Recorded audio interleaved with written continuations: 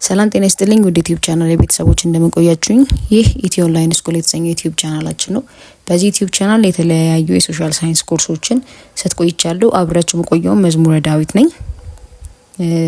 ዛሬ የተለየ ነገር ነው ያመጣውላችሁ። በተለየ መልኩ በራሴ ወይ ተዘጋጅቼ የእውነት ሂስትሪን መረዳት አለባቸው ወይ የሚለውን ሐሳቤ በማሰብ የእውነት ሂስትሪ መረዳት አለባቸው፣ የእውነት ሂስትሪ ገብቷቸው ሊያልፍ ይገባል ብዬ ባልኩት ወይ በጣም በቀላሉ ብቻ የሆነ ኢሜጅን አይምሮአቸው ላይ በሚፈጥር መልኩ በራሴ ኖቶች ተዘጋጅቼ መጥቻለሁ። የዛሬው ቪዲዮ ከስከዛሬ ከሰራኋቸው ቪዲዮዎች ላይ የት ይላል። ምክንያቱም ከመጽሐፋችን ከየት እስከየት እንደምናነብ መነግራችኋለሁ። እሷ ፓርት ላይ ደግሞ ያለችውን ሐሳብ ምክንያቱም ምን ዘሎ ምንም ነገር አይኖረንም። ስፔሻሊ የኤንትራንስ ተፈታኝ ተማሪዎችን ይመለከታል። ምክንያቱም የብዙ አመት ትምህርትን አንብቦ ገብቶ ይሄን ሁሉ መጽሐፍ መፈተን ከባድ ነው መሸምደድ ከሆነ። በእኔ ቪዲዮዎች ግን የበለጠ በደንብ ትረዷቸዋላችሁ ብዬ አስባለሁ። ይሄ ቪዲዮ እንደዚህ አይነት ቪዲዮዎች በቴሌግራም ፕሪሚየም ቻናላችን ላይ በደንብ በብዛት ታገኛላችሁ። ቪዲዮን አይታችሁት ከተመቻችሁ የቴሌግራም ዩዘሪን ከላይ አስቀምጬላችኋለሁ @mezmur_19 እሱን በማስገባት ቴሌግራም ላይ ሃይበሉኝ። ቴሌግራም ፕሪሚየሙን መቀላቀል ትችላላችሁ። ከዛ በኋላ ምንድነው የተለየ ቤኔፊት ያለው የቴሌግራም ፕሪሚየም ቻናላችን በተሻለ መልኩ መያዝ ባለባቸው ወይ የተለያዩ አይነት ኖቶችን እናነባለን። መጽሐፋችንን በደንብ አድርገን እንጨርሳለን። ለኢንትራንስ ኤግዛም በደንብ አዘጋጃችኋለሁ። ምንም የሚረሳ ነገር አይኖርም። ሂስትሪ would be interesting ከዚህ በኋላ ማለት ነው። ስታዩትም ደስተኛ ሆናችሁ አሁን ዛሬ የምንነጋገረው the era of legitimate trade and colonial empires የ11ኛ ክፍልን ሂስትሪ ቻፕተር 2 ከፔጅ 27 እስከ ፔጅ 33 ድረስ እንነጋገራለን። I hope you will enjoy the video። ጥያቄዎቹንም ለመመለስ ሞክሩ፣ መሀል ላይ ተሳተፉ። ቀጥታ ዛሬ ወደ ትምህርታችን እንገባለን። ቻፕተር 2 ወይንም ዩኒት 2 ደግሞ ይጽፋል Africa and the colonial experience from 1880s up to 1960s ከ1880 እስከ 1960 ድረስ አፍሪካና የቀኝ ግዛት ኤክስፒሪየንስ እንዴት ነበር ሚሊዮን ፓርት ነው ያለው። ለዛሬ የምንነጋገረው 2.1 the era of legitimate trade and colonial empires። ይሄ ምን ማለት ነው? ከመጽሐፋችሁ ዛሬ የምንነጋገረው ፓርት ከፔጅ 27 እስከ ፔጅ 33 ያለውን ድረስ ነው ማለት ነው። ፈርስት ፓርት ላይ the British and expansion of legitimate trade። ብሪቲሽ ናት ዋናውን ሚና የምትጫወተው እዚህ ጋር፣ ለዛ ነው ብሪቲሽ አልኳችሁ። the legitimate trade came about after the end of the trans-African slave trade። legitimate trade የመጣው የትራንስ አትላንቲክ ስሌቭ ትሬድ ከቆመ በኋላ ወይንም መጨረሻ ላይ ነው። ይሄኛው ፓርት ወይንም the trans-Atlantic slave trade የሚባለው ለረጅም ጊዜ ሲጠቀሙበት የነበረው ነው። ኢሊጂሜት የነበረ ትሬድ ነው ወይንም ህገ ወጥ የነበረ ትሬድ ነው። ምክንያቱም ምንድነው? ሰዎችን ይሸጡ ነበር፣ የባሪያ ንግድ ነበረበት ማለት ነው። Once the abolitionists succeeded in ending the slave trade, European powers, particularly the British, shifted to a different kind of commerce in West Africa። የሰውን ወይንም የባሪያ ንግድን ካስወገዱ በኋላ ኢሮፒያን ፓወሮች ወይንም የኢሮፒያን ሀያል ሀገራት ስፔሻሊ ብሪቲሽ ሺፍት አደረገች ወደ ዌስት አፍሪካ አዲስ የሆነ ንግድን ይዛ ማለት ነው። ያ ንግድ ምንድነው? ሌጂቲሜት ትሬድ ይባላል። ሌጂቲሜት ወይንም ህጋዊ ትሬድ ማለት ሰዎችን ከመሸጥ ይልቅ እዛ ቦታ ላይ የሚሸጡት የተለያዩ ጉዶችን ነው ማለት ነው። የሆነ እቃዎችን ነው የሚሸጡት እንጂ የሰዎች የባሪያ ንግድ መሸጥ ቆመ ማለት ነው። everything had a sequence። እሺ ከዛ በኋላ by the 19th century European merchants began exporting goods like gum, groundnuts and palm oil, replacing the trade in slaves። በ19ኛው ሴንቸሪ የአውሮፓ መርቻንቶች ወይንም ነጋዴዎች ኤክስፖርት ማድረግ ጀመሩ ማለት ነው። የሆኑ ማቴሪያሎች ለምሳሌ እንደ ገም አለ፣ ጎማ፣ groundnuts፣ palm oil እነዚህን ኤክስፖርት ማድረግ ጀመሩ። ለምን? ስሌቭ ትሬድን ለመተካት ማለት ነው። ንግድ የሚባለው ነገር አፍሪካ ውስጥ ሲታሰብ አፍሪካን ትራንስ ስሌቭ የሚባለው ነገር ነበር የነበረው። ያ ማለት የሰዎችን የአፍሪካውያን እንደ ባሪያ ይሸጡ ነበር። እሱን ለማስቀረት ኢሮፓውያኖች የተለያዩ ገሞችን፣ ግራውንድነት፣ ፓልም ኦይል ምናምን መሸጥ ጀመሩ። ይሄኛው ጊዜ ምን ይባላል? ሌጂትሜት ትሬድ ይባላል ብያቸዋለሁ። ሰዎች መሸጥ የሌለበት ነገር፣ ሰዎችን ብቻ የባሪያ ንግድን የማያበረታታ ነገር፣ እቃዎችን የሚሸጥበት ንግድ በሙሉ ሌጂትሜት ትሬድ ይባላል። ሌጂትሜት ትሬድ ፒኩ ላይ የደረሰው ወይንም ትልቅ ቦታ ላይ የደረሰው ይሄ ሃይስት ፓርት ወይንም ፒክ የሚባልበት ታይም ላይ የደረሰው መቼ ነው? ዌስት አፍሪካ ፓልም ኦይሎችን ኤክስፖርት ማድረግ ስትጀምር ነው ማለት የዛን ጊዜ ላይ። ስለዚህ ወይን ዋዝ ፒክ ከተባላችሁ ወይም ፒኩ መቼ ነው የሌጂትሜት ትሬድ ፒኩ መቼ ነው ከተባለ ዌስት አፍሪካ ሜጀር ኤክስፖርተር የሆነች ጊዜ ምንን ፓልም ኦይል በሚሸጥበት ጊዜ ነው ማለት ነው። however this trade didn't help the local African economies። ምንም ቢሆን ይሄኛው ንግድ ሌጂትሜት የሚባለው ንግድ አፍሪካን አልጠቀማትም። እንዴት አልጠቀማትም ስንል የመጀመሪያው ተጠቃሚ የነበሩት ከዛ ውስጥ ተጠቃሚ የነበሩት ዌልዝ የሆኑ የአፍሪካ ሩለሮች እና ሀብታም የሆኑት አመራሮች እና ሀብታም የሆኑ ነጋዴዎች ነበር ከዚህ የሚጠቀሙት። አብዛኛው ፖፑሌሽን ምንም አይነት የላይፍ ኮንዲሽኑ ላይ ኢምፕሩቭመንት አልታየበትም ነበር። ስለዚህ ከላይ ያሉት ፓርቶች ነው የተጠቀሙት። ስለዚህ ማጆሪቲ አፍሪካን አልደገፈም ማለት ነው። ሌላስ ዩሮፒያን ኢምፖርተርስ ላይክ ክሎዝ አልኮል ድሪንክስ ኤንድ ፋየር አርምስ ሀድ ኔጌቲቭ ኮንሲኩዌንስስ። ምን አታተሩ? ከዩሮፕ የሚመጡ ልብሶች፣ አልኮል ድሪንኮች፣ የጦር መሳሪያዎች ኔጌቲቭ ኮንሲኩዌንስ ወይም አሉታዊ ተጽዕኖ አሳድረው ነበር። እንዴት? the close weakened Africans traditional industries and firearms fueled internal conflict as African rulers used them to suppress their people። ምን ማለት ነው? ከዩሮፕ የሚመጡት ኢምፖርት የሆኑ ክሎዞች፣ አልኮሊክ ድሪንኮች እና ፋየር አርሞች አሉ ብያቸዋለሁ። እነሱ ኔጌቲቭ ኮንሲኩዌንስ ይዘው መጡ ወይንም አሉታዊ ተጽዕኖችን። ምንድን ናቸው እነሱ? አፍሪካ ውስጥ ሲመረት የነበረው ትራዲሽናል ክሎዝ ኢንዱስትሪው ተዳከመ። ምክንያቱም ከውጭ የሚመጣ ቆንጆ የሆነ ስታንዳርድ የሆነ ልብስ አለ። አፍሪካ ውስጥ የሚሰራው ክሎዝ ትራዲሽናሊ የተዳከመ መምጣት ጀመረ። የጦር መሳሪያ የሚገዙ ነበር ብያቸዋለሁ። የጦር መሳሪያዎቹ በእነሱ ጦር መሳሪያዎች በመጠቀም የአፍሪካን መሪስ ሰዎችን ማስጨነቅ ጀመሩ ማለት ነው። ስለዚህ ኔጌቲቭ ኮንሲኩዌንስ አለው። ዲስፓይት ዘ ኢንትሮዳክሽን ኦፍ ዲስ ኒው ጉድስ they did not help African society's progress። እነዚህን ማቴሪያሎች ከማቅረብ ውጪ የአፍሪካን ሶሳይቲ አልረዱትም። ይልቁንም ይላል instead they deepened dependence on European powers። እኛ የነሱ ጥገኛ እንድንሆን አደረጉን። and then European traders dominated not just the export trade but also the internal trade። የዩሮፒያን ትሬደሮች ወይም ነጋዴዎች ባይ ዘ ዌይ ከውጭ የሚመጣውን ንግድ ወይንም ኤክስፖርት የሚደረገውን ብቻ አልነበረም ሲቆጣጠሩ የነበረው። ኢንተርናል ትሬድ ሀገር ውስጥ ስለሚካሄደው ንግድ ራሱ ተጽዕኖ አሳድሮ ነበር። እንዴት? they maximized profits by acting as intermediaries between the local African merchants and the European market። እንደ ደላላ ሆነው ወይንም ሚድልመን ሆነው መሀል ላይ በአፍሪካ ነጋዴዎችና ከሌላ ሀገር ኤክስፖርት በሚያደርጉት መሀል ሆኖ ማለት ነው። ከነሱ መሀል ሆኖ እንደ ደላላ ፕሮፊቶችን ወይንም ትርፍ ይዙ ነበር ማለት ነው። ያ ማለት ምን አደረገው ማለት ነው? ኢንተንስ የሆነ ኮሜርሻል ኮምፒቲሽን እንዲመጣ ተደረገ ሆነ። እያንዳንዱ ነገር በሲኩዌንስ ነው የመጣው። እዩት። ይሄ እነሱ ፕሮፊት ምናምን እያተረፉ በጣም ብዙ ብር መሸጥ ጀመሩ ማለት ነው እዚህ ሀገር። ስለዚህ ብዙ ገንዘብ ወደ ሀገሪቱ ማለት ያልተነካ ማርኬት አለን፣ እሱን ለመውሰድ ብዙ ሌሎች ሀገሮች ፎት ላይ ገቡ ወይንም መወዳደር ላይ ገቡ። የዚህን ሰዓት ነው this intense commercial competition ultimately led scramble for አፍሪካ ሊቀራመቷት መምጣት ጀመሩ ማለት ነው ሌሎች ሀገራት። መቼ ነው? በ1870 እና በ1880 መካከል። በዚህን ጊዜ ዩሮፒያን ፓወሮች አግሬሲቭሊ በጣም አፍሪካን ለመቆጣጠር ሮ ማቴሪያልና ኒው ማርኬትን ለማግኘት በጣም የስልጣን ፍክች ነው የሚባል ነው ኢትስ ላይክ ዳት ግን በጣም በቃ ስትራግል ያደረጉበት ታይም ነው ማለት ነው። ደንገርኳችሁ ያልተነካ ማርኬት ነው። ሮ ማቴሪያል ወይንም ጥሬ ዕቃ አለኛ ጋር። ስለዚህ ብዙ የአውሮፓ ሀገሮች ወይንም ያደጉት ሀገራት ሀያል ሀገራት ኢትዮጵያን ለመግዛት አፍሪካን ለመግዛት ማየት ጀመሩና የሆነ ፎት ማድረግ ጀመሩ። የዛ ታይም ላይ አክቲቪቲያችሁ 2.1 ፔጅ 29 ላይ አለ። በጣም አምፖያችሁ ሶስቱንም ጥያቄ መመለስ እንደምትችሉ ኮሜንት ላይ አሳውቁኝ። የመጀመሪያው ጥያቄ what impact did the illegitimate trade have on Africa? illegitimate trade ወይንም ህገወጥ ንግዱ አፍሪካ ላይ ምን ተጽዕኖ አሳደረ? በጣም መመለስ ትችላላችሁ። ሌጂቲሜቱን አይደለም ያልኳችሁ፣ ኢሊጂሜት ሰዎች የሚሸጡበት ትሬድ ምን ተጽዕኖ አሳድሯል ይላል የመጀመሪያው።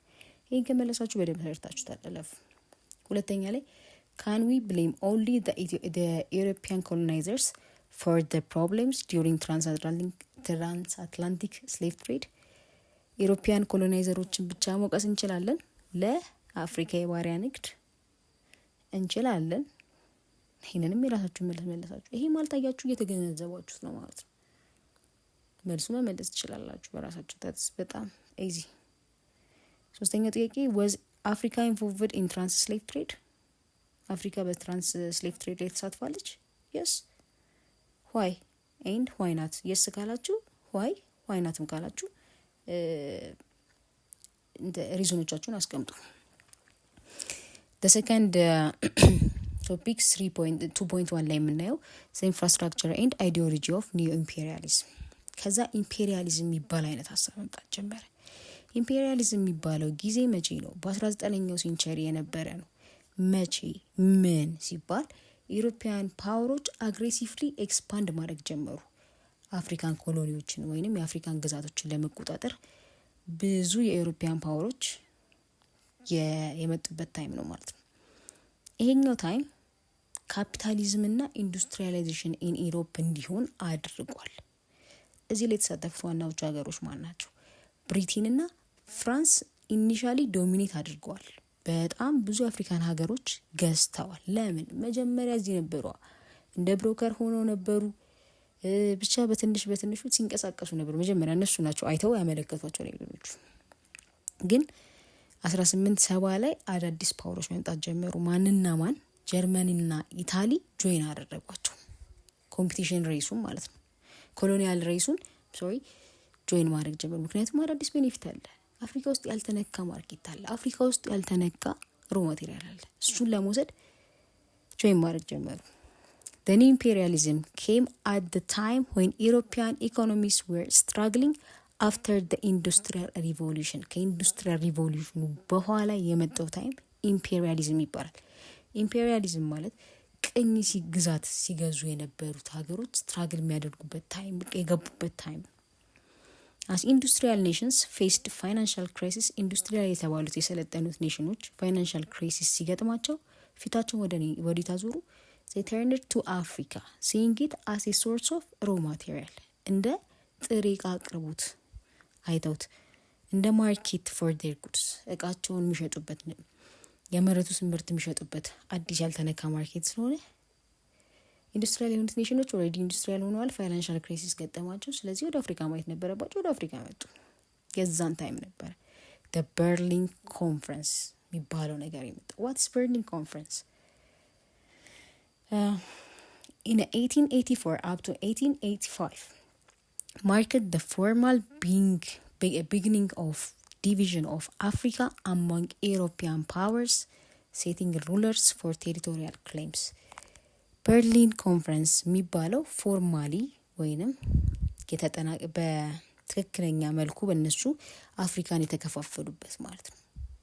ይሄ ላንተ ይገባል፣ ይገባኛል ጥያቄ፣ የይዞታ ጥያቄ ያላቸው የግዛት ይገባኛል ማለት ነው። ኮንፈረንስ ፎርም ያደረጉት በርሊን ኮንፈረንስ ይባላል። ስለዚህ በርሊን ኮንፈረንስ ስለምንድነው? አፍሪካን ፓርቲሽን፣ አፍሪካን ስለመከፋፈል፣ ዲቪዥን ኦፍ አፍሪካ ነው ኢን ፎርማል ዌይ።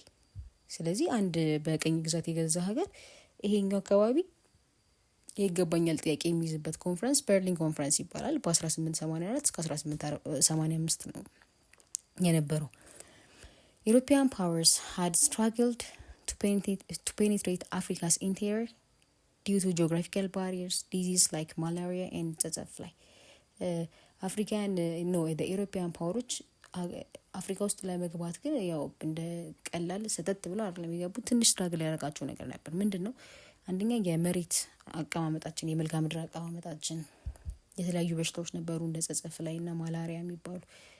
ግን ኢሮፒያኖች በጣም የሰለጠኑ ስቲም ሺፕ ስለነበራቸው፣ ቤተር ፋየር አርምስ ነበራቸው፣ የተሻሻለ የጦር መሳሪያ እና ሜዲሲኖች ነበራቸው። ስለዚህ እነዚህን ስትራግሎች ቀንሰው ኢፌክቲቭሊ ወደ አፍሪካ ገብተዋል ማለት ነው።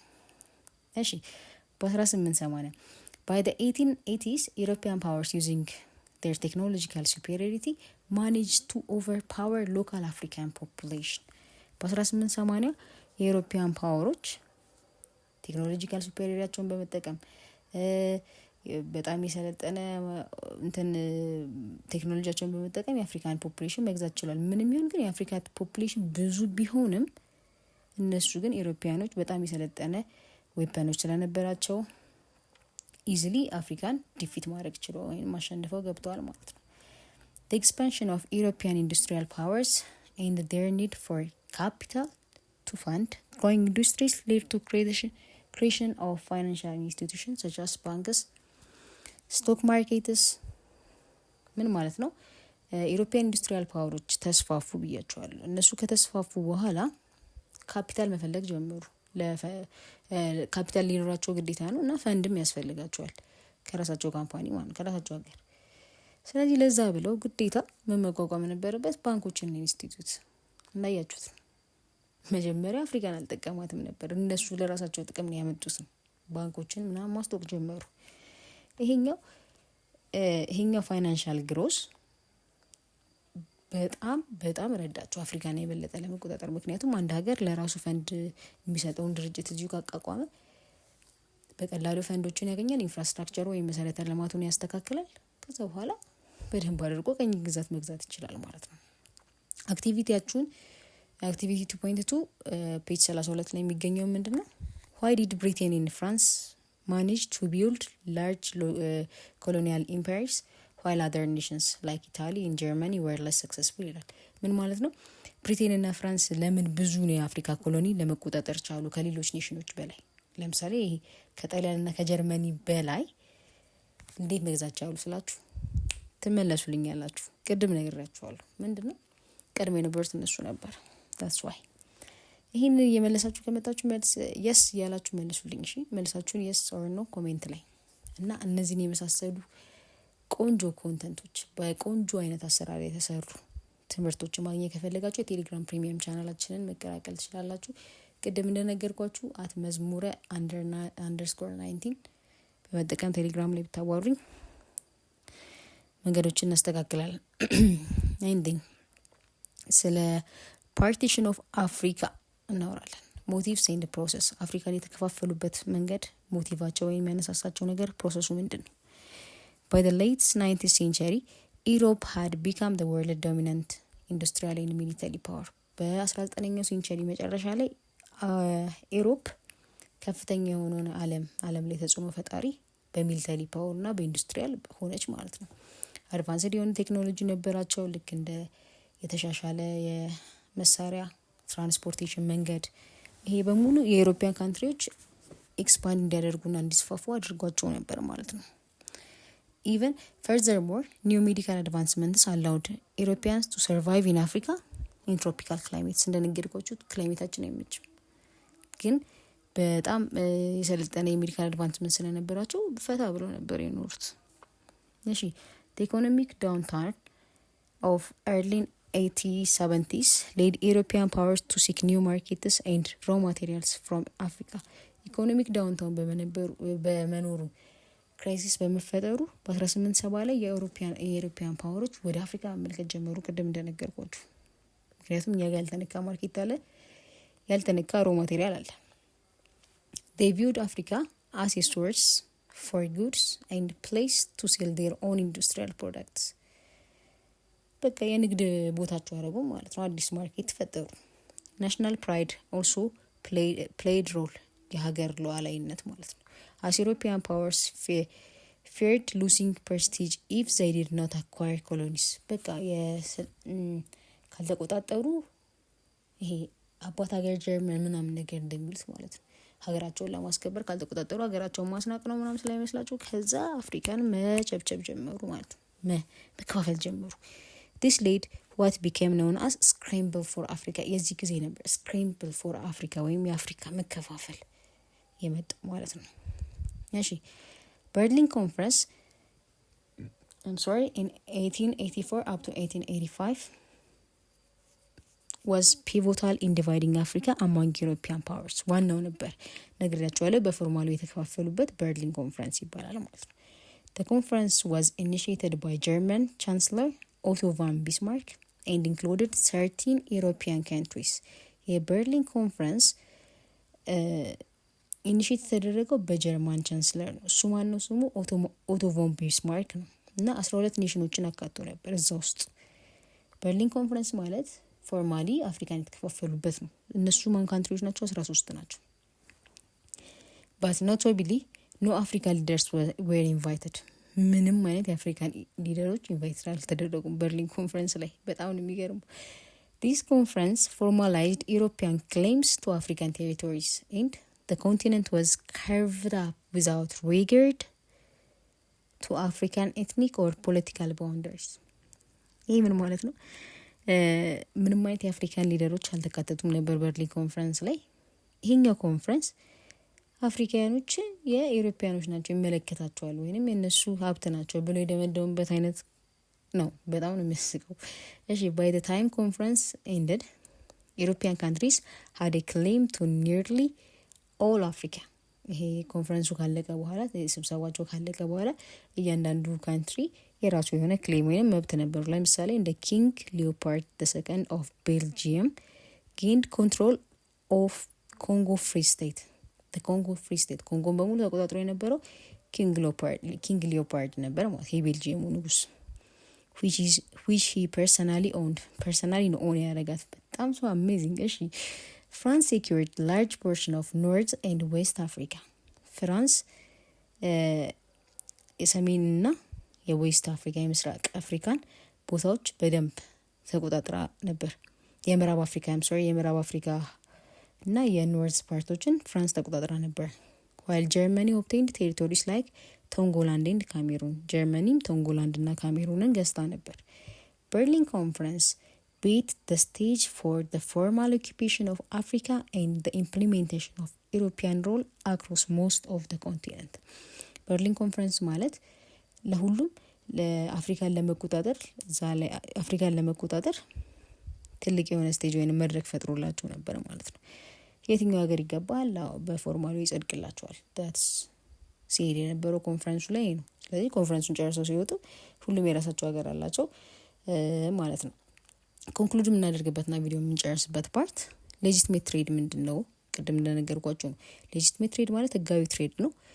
ሌጂቲሜት ትሬድ ኤንድ ኒው ኢምፔሪያሊዝም ዊዝ ዲፋይኒንግ ፔሪድ ኢን አፍሪካ ሂስትሪ አፍሪካን ሂስትሪ ላይ ይጠቀሳሉ በጣም በትልቁ ማለት ነው። the transition from transatlantic slave trade to legitimate goods traded did a little to benefit African societies and instead entering European powers even more. ከባሪያ ንግድ መቆም ወደ እቃዎች መሸጥ ሲገባ የአፍሪካን ሶሳይቲስ በትንሹ ተጠቅመዋል፣ ግን አብዛኛው ጊዜ ዩሮፒያን ፓወሮች በጣም ተስፋፍተውበታል ማለት ነው። ቴክኖሎጂካል አድቫንስመንታቸው፣ የፋይናንሻል ሞቲቬሽናቸው፣ ኢምፔሪያሊስቲክ አይዲዮሎጂዎቻቸው ትልቁን ሮል ተጫውተዋል ፓርቲሽን ኦፍ አፍሪካ ላይ። while European powers reaped the benefit of colonization, African societies were left devastated by exploitation and division ማለት ነው። ይሄ ነው በቃ ያለው ሀሳብ። እነዚህን የመሰሉ ሀሳቦች ወይንም በእንደዚህ አይነት ኮንተንት የተሰሩ ቪዲዮዎችን ለማግኘት ከፈለጋችሁ አሁንም የቴሌግራም ፕሪሚየም ቻናሌ መቀላቀል ትችላላችሁ። ከላይ ዩዘር ኔም ያለ ኮሜንት ሴክሽን አንደኛ ፓርት ላይ ማስቀምጥላችኋለሁ።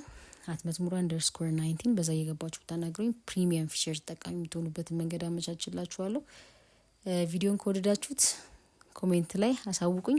ብቻ አይ ሆፕ እንደምትወዱት። ቴንክ ዩ ፎር ቱዴይ። አመሰግናለሁ። ቀጣይ ቪዲዮችን አፕዴት አደርጋችኋለሁ።